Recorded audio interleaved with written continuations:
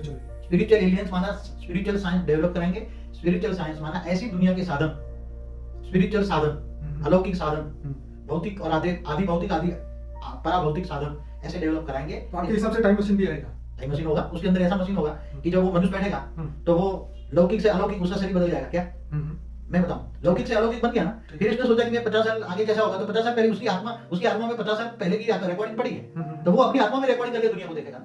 मतलब दुनिया तो ऐसी ही होगी ना, दुनिया थोड़ी बदल गई। आप समझ गए?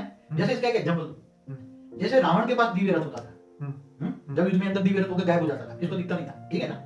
तो दिव्य रथ किसको कहेंगे? दिव्य रथ माना अलौकिक रथ। तो अलौकिक रथ किसका बना हुआ था? अलौकिक शक्तियों से। अलौकिक शक्ति माना परम तत्व का। तो परम तत्व के रथ में जब रावण बैठेगा तो उसका शरीर भी अलौकिक बन जाएगा ना, तब तो उड़ पाएगा, नहीं तो 5 तत्वों के वाला रावण उड़ पाएगा। ये तो अभी भगवत गीता में भी बताया कि वो जो साल जो था वो कृष्ण के साथ लड़ाई हुई, तो उसको राक्षसों ने 3 यान दिए थे, उसके अंदर जब वो उसमें बैठ जाता था तो वो उसका शरीर जो है वायु का हो जाता था और फिर वो हवा में वो यान के साथ उड़ता रहता था और धरती पे द्वारका पे वो आग के गोले बरसाता था। हाँ, वो जिसको ये लेजर बॉम्ब वगैरह बोलते हैं आज की भाषा में। कृष्णावतार के साथ जब कृष्ण के द्वारका पर भी अटैक हुआ, तो ऐसे बहुत। तो ये टाइम मशीन के अंदर ये आत्मा का शरीर बदल गया, उसकी रिकॉर्डिंग भी ठीक है, वो उस हिसाब से वो देख पाएंगे। देखो, अलौकिक यूएफओ, हम यूएफओ नाम देते, बहुत अच्छा नाम है ना यूएफओ। अलौकिक यूएफओ क्या? अलौकिक यूएफओ तो विमान, अलौकिक विमान, लौकिक विमान नहीं, लौकिक माना 5 तत्वों का, जो आज विमान देख रहे हो 5 तत्वों का। अलौकिक विमान माना अलौकिक यूएफओ, जो रावण के पास था। अलौकिक विमान कैसा? वो वायु तत्व से चलने वाला, और परम वायु तत्व से, परम अग्नि उसका एनर्जी होता है, संकल्प शक्ति से चलने वाला, और फिर जब नजर हो तो गायब हो जाएगा। तो पहले तो ये कहते थे कि मंत्रों से चलता था। तो देखो, मंत्र विज्ञान क्या है?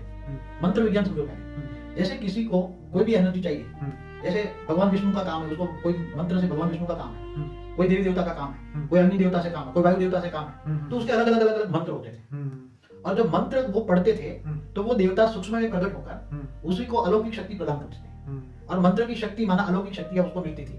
अलौकिक शक्तियां माना मंत्र उच्चारण करने से वो देवता प्रकट हुए और उसको अलौकिक शक्तियां दी। और वो अलौकिक शक्तियां, ये अलौकिक विमान, अलौकिक शक्तियां जो है वो पहले हुआ करती थी और महाभारत तक थी। बाद में धीरे धीरे अलौकिक शक्तियां धरती पर धीरे धीरे नष्ट हो गई, खत्म हो गई, और देवता ही मनुष्य बन गए। वायु देवता, जल देवता, अग्नि देवता, सारे मनुष्य बन गए, सारे देवी देवता।